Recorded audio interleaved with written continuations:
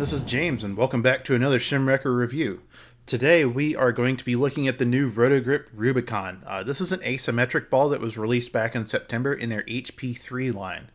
Normally this line is known for big, lower G, higher differential symmetrical cores, so this is a little bit of a departure that we haven't seen since the days of the Critical. So the Rubicon cover stock is pretty familiar. It's E-Trax S20 solid. It comes at a 3000 grit factory sanded surface. Just kind of using my eyes and what I feel from this, it feels a lot like R2S solid. So there's a lot of similarities between this ball and the Code X from a couple years ago, if y'all remember that. The core is really the star of the show here, though. It's a new core called Rondeur, and it's a lower intermediate differential asymmetric core. It's designed to mimic what would happen if you were to take a idle and drill it with a hole down. So this is actually the first, or one of the first balls to come out of Storm and Roto Grip. This trying to kind of work around the weight hole ban that went into place this past August.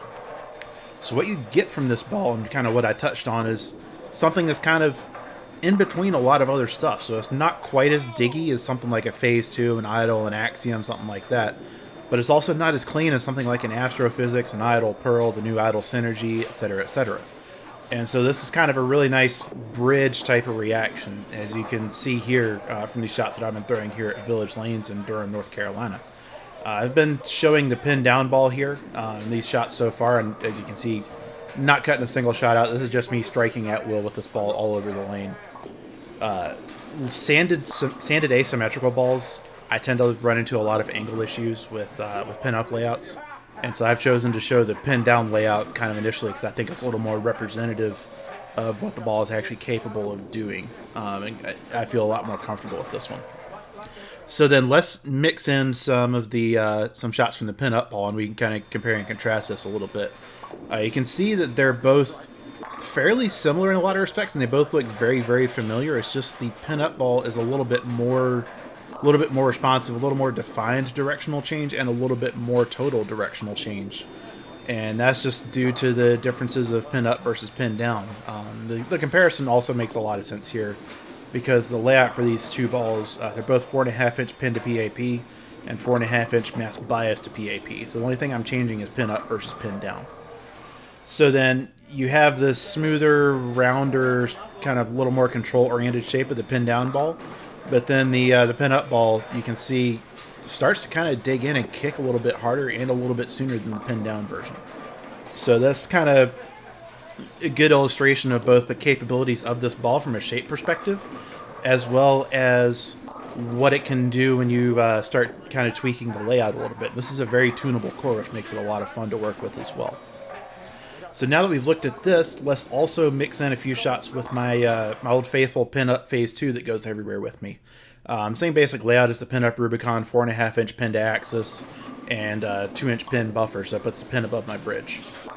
And you can see here right away that the Phase 2 is digging in a lot earlier than either of the Rubicons, and I'm attributing this mainly to cover stock strength, which kind of backs up the theory of this cover stock feeling kind of similar to R2S solid, because this is a similar relation to what I see between my Phase 2 and my IQ Tour solid. So then you have the Phase 2 digging in sooner, but it's also got the kind of more archy type shape of what I get out of my pin down Rubicon, but it does kind of keep hooking a little more as opposed to tumbling through the pins like the pin down Rubicon does. So the Phase 2 can get a little bit steeper through the pins, but it's still definitely an earlier reaction overall, so you can see a lot more traction coming from that. So the Rubicon has absolutely blown me away since it came out. I shot quite a bit. I've struck quite a bit with both of these, especially the pin down ball. I've had a few blocks where I've made a good chunk of money just throwing the pin down Rubicon for an entire 5 or 6 game block on house shot, and never having to ball change, just kind of chasing the oil line left. And that's a fairly unique capability that I don't get to exploit very often, but when I do, it's an absolutely fantastic ball. It's a lot of fun to throw. It's really consistent, very readable, pretty versatile too, honestly, for a lot of bowlers that I've seen over the past couple months. So that is the Rubicon. I can't say enough good stuff about this one. I absolutely love it. It's one of those balls where I enjoy throwing it, and I wish I had more chances than I do to throw it. So this ball is available now at your local pro shop. As always, let me know if you have any questions or comments, and I will see y'all out on the lanes. Good luck and good bowling.